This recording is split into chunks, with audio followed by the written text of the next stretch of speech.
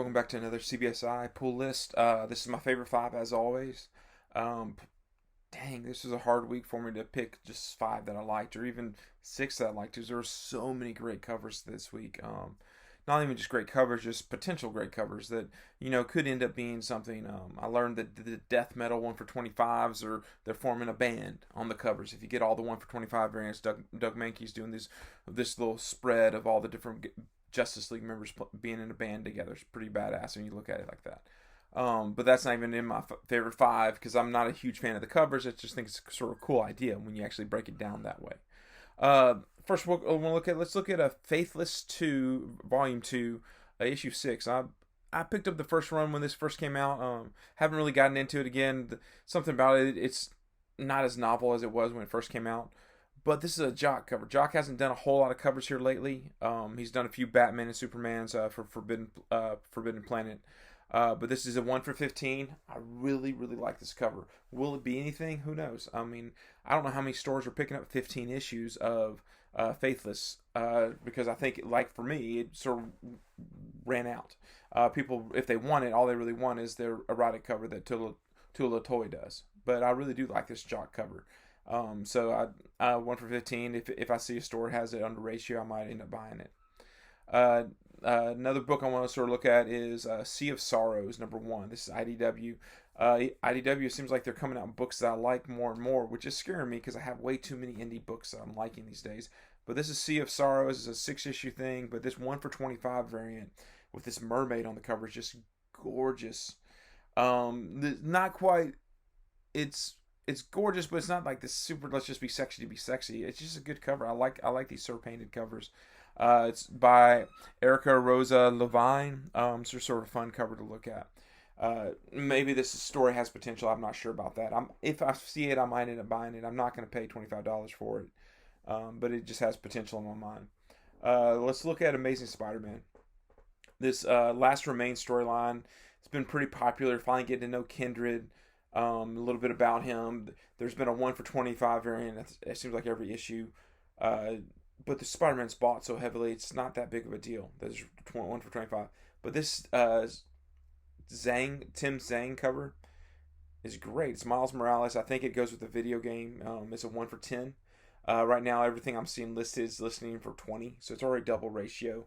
You might be able, if you get it for 1 for 10, so your store might even just throw it on the shelf because it's only a 1 for 10 ratio. It's a gorgeous cover. When I saw it, I was like, I was sold, and I was gonna try to track it down and pick it up. So yeah, Amazing Spider-Man 53, a 1 for 10 variant, Tim Sang. Let's look at Something's Killing the Children. I don't try to talk about them every week, but this cover by Momoko is 1 for 25. Is gorgeous. Yes, it does have the random It Could Be Grass in the background like she always does, but it's a great cover. The catch to 12 and 11 of Something Killing the Children has been that lots of stores have jumped on this and they're doing their store variants. So 25 issues is not a hard thing. The stores are buying 25. They're buying 50 copies of it to get 2 of these so they can sell them for $50. But it's a good cover, and I can see it's one of the better Momoko covers to come out. Though she has like 4 covers this week, on all different publishers and everywhere. So, but I do like this Something's Killing Children. And finally, I'm going to put them together. Star Wars has 2 books coming out that I like the covers for. First one is Star Wars Darth Vader #6, the second print. This is the first cover of the Sith Assassin. That was in a full appearance was in 7. 6 had just a cameo. I think it's pretty much a splash page, but it's just a great cover. Already selling for double ratio. It's slowly starting to climb as more people are realizing it's coming out. I'm not sure if the image was available before FOC hit, or even they just pushed it out as soon as they could. But I like the look of this Sith Assassin. I can see the character becoming popular. It has that sort of Boba Fett feel to it without being Boba Fett. So I do like the potential here. I have picked up 6 and 7. I'll definitely try to pick up this second print if I can find it. Then finally, the last one I want to sort of look at. I don't know if this is going to be the winner for the week, but this is just a fun, awesome cover. Star Wars Adventures Annual for 2020. This is a 1 for 10 variant. It is IG-88, and he's like surrounded by an army of IG-88s. How awesome is that? But it has this sort of soft sort of feel to the color to where it's more inviting, and it's not necessarily like this big intimidating but it's IG-88, and if you remember from The Mandalorian, if you remember from Star Wars, you're just like, he's a badass. And then you look at the thing, it's like, this cover is soft, and at the same time it sort of has that evil, I don't know, I like it.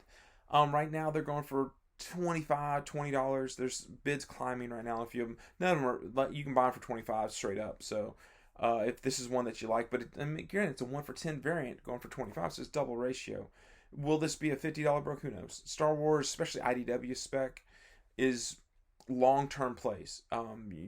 You buy them now, you might be able to flip them for double, or you hold on to them thinking that, you know what, in 3 years and 4 years, when no one has these variants, they might be something to have.